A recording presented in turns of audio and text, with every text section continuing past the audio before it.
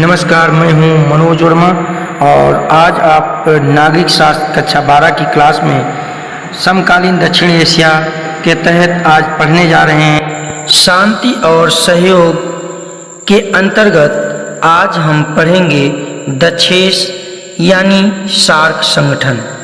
दक्षिण एशिया में एकता व सहयोग के लिए दक्षिण एशियाई क्षेत्रीय सहयोग संगठन दक्षेस अथवा सार्क की स्थापना दिसंबर 1985 में हुई थी।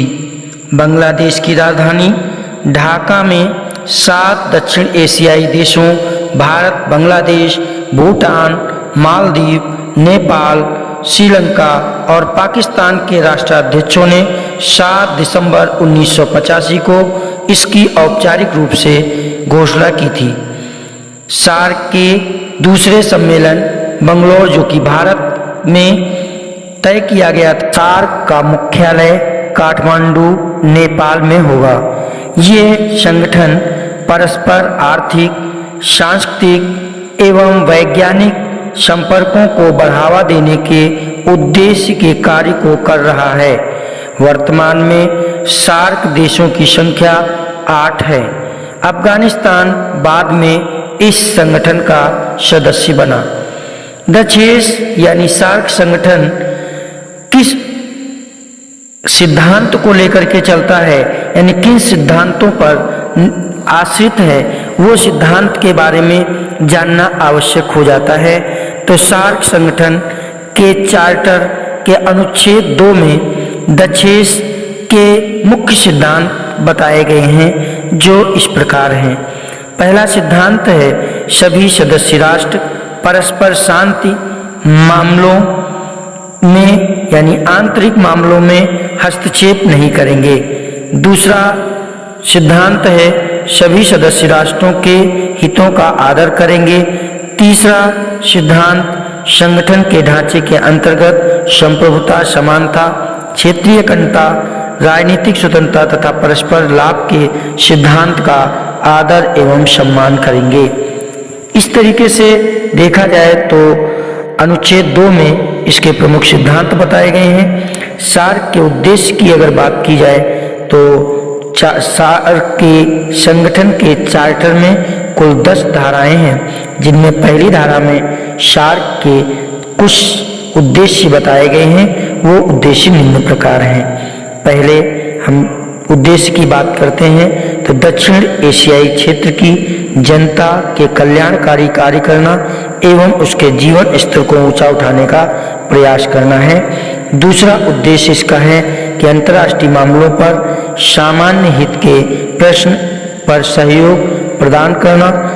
तीसरा उद्देश्य दक्षिण एशियाई राष्ट्रों की सामूहिक आत्मनिर्भरता को बढ़ावा देना। और चौथा उद्देश्य है आर्थिक, सामाजिक, वैज्ञानिक, तकनीकी ज्ञान के क्षेत्र में पारस्परिक सहयोग को बढ़ावा देना।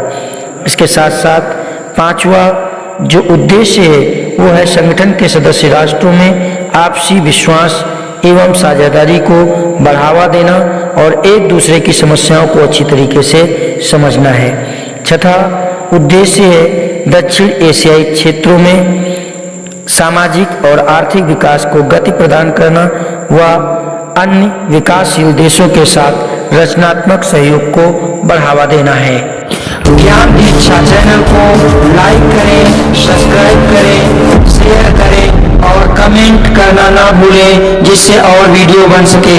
संगठन के महत्व की बात की जाए तो दक्षिण एशियाई क्षेत्रीय सहयोग संगठन ने निर्धनता, निरक्षरता और आतंकवाद से मिलकर लड़ने तथा इन पर काबू रखने का संकल्प दोहराया है। इन सदस्य राष्ट्रों ने इस संगठन के माध्यम से कुछ महत्वपूर्ण पहलुओं पर सफलता प्राप्त की है।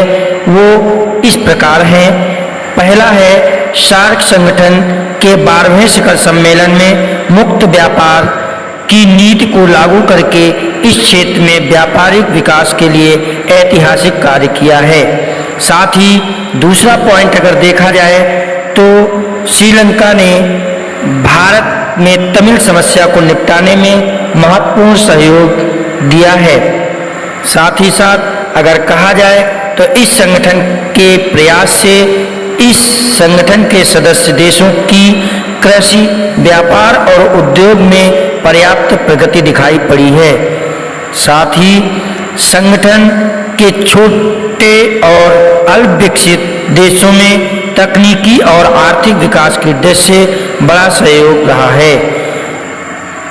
दक्षेस के द्वारा संगठन के देश आपसी तनाव को दूर करके सामूहिक सहयोग को स्थापित करने में सफल रहे हैं। तो इस प्रकार हम कह सकते हैं कि सार्क ने दक्षिण एशियाई क्षेत्रों में तकनीकी विकास, दूरसंचार, यातायात, कृषि तथा मौसम विज्ञान के क्षेत्र में उन्नति के नए दरवाजे खोले हैं। साथ ही सार्क संगठन के सदस्य देशों में प्रगति का बोलबाला रहा है।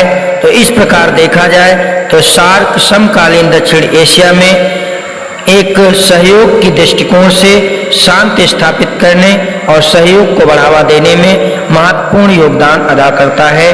जय हिंद, जय भारत।